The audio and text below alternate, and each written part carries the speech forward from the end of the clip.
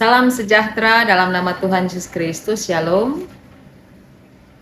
Bapak Ibu Saudara yang dikasihi Tuhan, kita akan membaca dan merenungkan firman Tuhan pada kesempatan ini.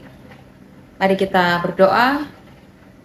Kami datang kepadamu Tuhan Yesus Kristus, Juru Selamat kami, yang telah berkenan memberikan waktu dan kesempatan pada hari ini untuk kami berjumpa lagi.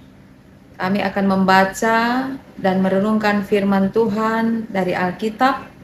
Tolonglah kami Tuhan dalam segala ketidakmampuan kami, sehingga dalam pertolongan Roh Kudus, ketika kami membaca firman Tuhan, maka kami boleh paham apa yang Tuhan mau maksudkan dalam hidup kami. Pakailah hamba-Mu ini jadi berkat dalam pemberitaan firman-Mu. Di dalam nama Tuhan Yesus kami berdoa. Amin.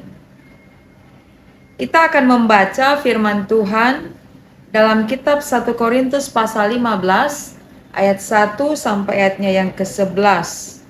1 Korintus pasal 15 ayat 1 sampai ayat 11.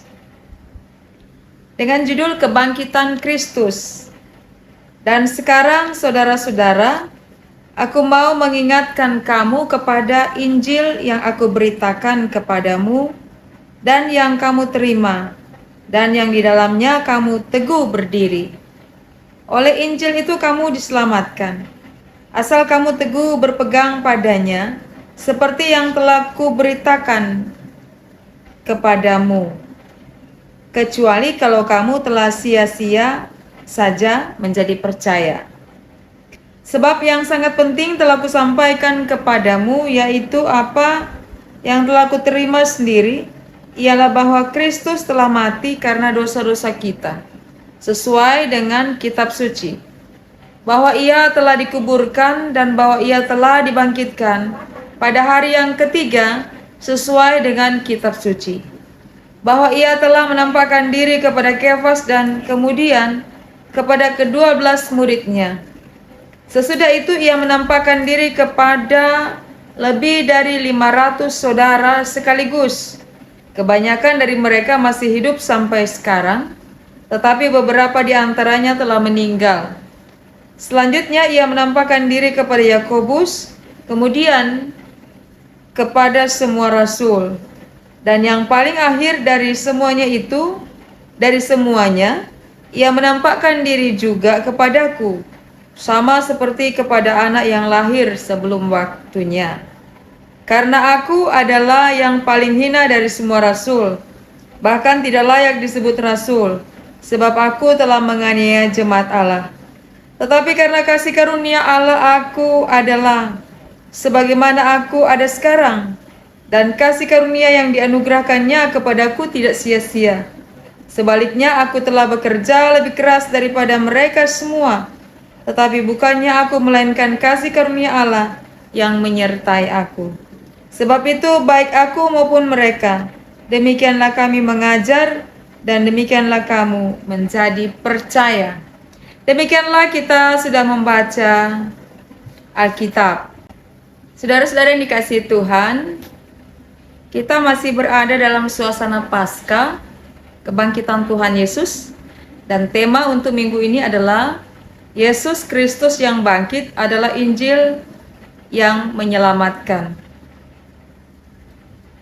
Kota Korintus adalah kota pelabuhan atau bisa disebut sebagai kota metropolitan. Di Korintus ini, Rasul Paulus datang dan mendirikan jemaat Korintus. Nah, jemaat Korintus terdiri dari orang-orang Kristen, Yahudi, dan non-Yahudi atau orang Kristen asal Yunani. Di masa pelayanan Paulus di kota Korintus atau di jemaat Korintus, kebangkitan Kristus adalah sebuah pertentangan. Artinya bahwa masih banyak yang sulit untuk mempercayai bahwa Yesus telah bangkit dari antara orang mati. Sehingga ada penolakan terhadap pemberitaan mengenai kebangkitan Tuhan Yesus yang menurut Rasul Paulus dalam bacaan ini adalah kebangkitan Tuhan Yesus merupakan inti dari pemberitaannya. Nah, dasar pertentangan itu karena mereka tidak percaya adanya kebangkitan setelah kematian. Orang-orang Yahudi percaya ada kebangkitan tubuh, itu benar, tetapi itu tidak terjadi sekarang, tetapi nanti pada akhir zaman. Nah, karena itu Rasul Paulus menjelaskan bahwa kebangkitan Yesus tidak hanya sekedar mempercayai, tetapi kebangkitan Kristus adalah sebuah fakta sejarah yang benar-benar terjadi. Maka ketika kita membaca 1 Korintus pasal 15 ayat 1 sampai 11, ini adalah merupakan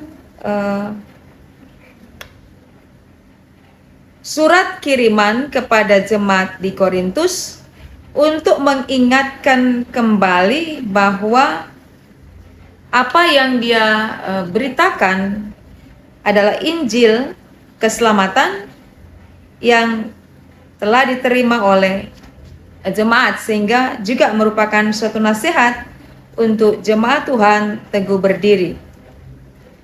Kemudian Paulus lagi mengungkapkan bahwa bukti yang dimulai dengan kebangkitan Kristus karena dosa-dosa manusia itu ada di ayat 3, yaitu Yesus dikuburkan, ayat 3 dan 4, Yesus dikuburkan untuk menunjukkan bahwa Yesus itu benar-benar mati. Kemudian Yesus dibangkitkan pada hari ketiga sesuai dengan apa yang tertulis dalam kitab suci. Lalu Yesus menampakkan diri kepada Kefas dan kemudian kepada ke-12 muridnya. Lalu pada banyak orang, ayat 5, yaitu lebih dari 500 orang, itu ayat 6. Lebih dari 500 orang.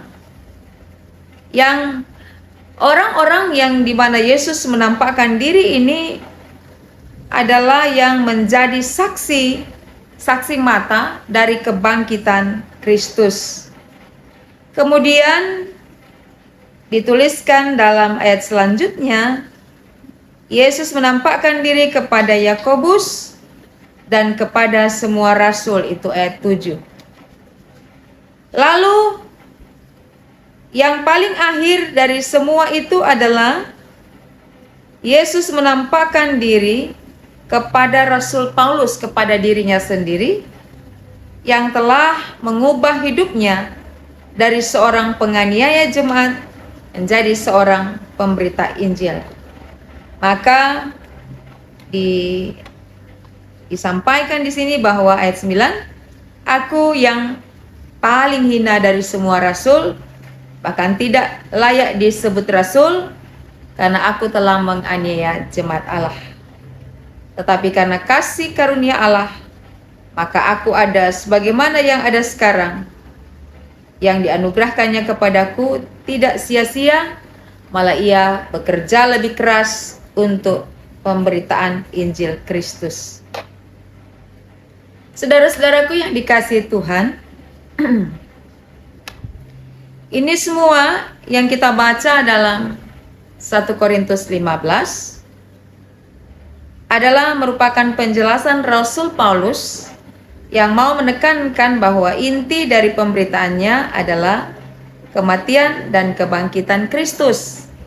Dan karena Injil inilah juga kita semua diselamatkan, asalkan kita berpegang teguh pada iman kita bahwa Yesus itu benar-benar telah bangkit, mengalahkan dosa dan maut. Artinya bahwa benar bahwa Yesus telah memberikan keselamatan kepada kita, asal kita tidak menjadi sia-sia dalam kepercayaan kepada Kristus, dan kita sungguh-sungguh membangun iman kita kepada Kristus. Tetapi saudaraku yang dikasihi Tuhan, selain tentang kebangkitan Kristus, juga menjadi dasar iman dan pengharapan orang percaya bahwa kebangkitannya adalah juga membangkitkan keberanian dan kemampuan kepada para murid untuk menjadi saksi-saksinya. Kebangkitan Kristus juga mengubahkan orang dari yang tidak percaya menjadi percaya, seperti yang terjadi pada kehidupan Rasul Paulus sendiri. Nah, apakah berita kebangkitan Kristus bagi kita hanya menjadi berita yang kita dengar saja, atau berita biasa-biasa saja? Ataukah berita ini adalah berita yang kita dengar tapi tidak memiliki makna dalam kehidupan kita? Memang ada banyak orang yang mengaku percaya pada Kristus. Memang ada banyak orang yang mengaku sebagai orang Kristen yang menjadi pengikut Kristus. Tetapi justru kita menemukan bahwa hidupnya tidak sesuai dengan Injil Kristus. Artinya mereka masih hidup dengan cara hidup yang lama, yaitu hidup dalam dosa dan melakukan segala sesuatu yang sia-sia, menjadikan diri rendah dalam pandangan manusia dan dunia, dan tidak ada yang berubah dalam cara berpikir dan perkataan, dan juga dalam perbuatan atau tingkah laku. Artinya bahwa benar bahwa banyak orang-orang Kristen yang telah mengaminkan, mengiyakan, menyatakan bahwa Kristus itu sudah bangkit, tetapi tidak terjadi perubahan apa-apa dalam kehidupannya. Ia tetap hidup sebagai manusia yang lama dan tidak hidup sebagai manusia yang baru ketika mengalami atau menerima atau mengaminkan, mengimani peristiwa Paskah. Lalu menjadi suatu pertanyaan bagi kita saat ini adalah, adakah berita kebangkitan Kristus itu memberi keberanian bagi kita orang-orang percaya yang menjadi saksi bagi Injil Tuhan? Adakah Injil itu menjadi kabar baik bagi kita, good news? Adakah Injil Kristus menjadi kabar keselamatan, menjadi suatu berita anugerah tentang kasih-Nya bagi umat manusia? Dan kasih inilah juga yang sesungguhnya telah melayakkan kita, orang-orang percaya, untuk menerima anugerah dari Tuhan Yesus Kristus. Anugerah artinya yang menerima itu, yang menerima tidak layak tetapi menerima. Yang memberi tidak berkewajiban tetapi dia memberi. Itu yang disebut anugerah. Nah, itulah kasih Tuhan Yesus Kristus melalui kebangkitan, kematian dan kebangkitannya, maka Ia memberikan anugerah keselamatan bagi kita. Kita dilayakkan oleh Kristus yang telah mati dan bangkit untuk memberi keselamatan buat kita. Tetapi kita masih tidak mau untuk memberi diri dalam pelayanan, atau seringkali kita masih tidak mau untuk melayani Dia dengan alasan ini dan itu, masih takut, tidak berani, tidak mampu, tidak sanggup. Ada begitu banyak alasan, padahal kita sudah menerima keselamatan dari Tuhan. Kita masih ragu-ragu untuk menjadi saksi bagi Kristus, sehingga kesempatan-kesempatan yang Tuhan berikan kepada kita, kita biarkan berlalu begitu saja tanpa ada sesuatu yang kita kerjakan untuk menjawab kasih Tuhan. Kita takut untuk berbagi, untuk peduli dengan sesama. Kita takut untuk berani hidup berbeda dengan cara hidup yang berkenan kepada Tuhan. Dan bagi kita yang sungguh-sungguh percaya kepada kebangkitan Kristus, maka mari jadikan Paskah ini atau peristiwa kebangkitan Kristus tidak hanya sebagai suatu fakta sejarah, sebagai suatu pengetahuan yang kita telah terima, atau sebagai suatu pengakuan bagi kita, tetapi berita kebangkitan Tuhan Yesus ini harus tetap menjadi sebuah keyakinan yang membuat kita menyerahkan diri kepada Kristus.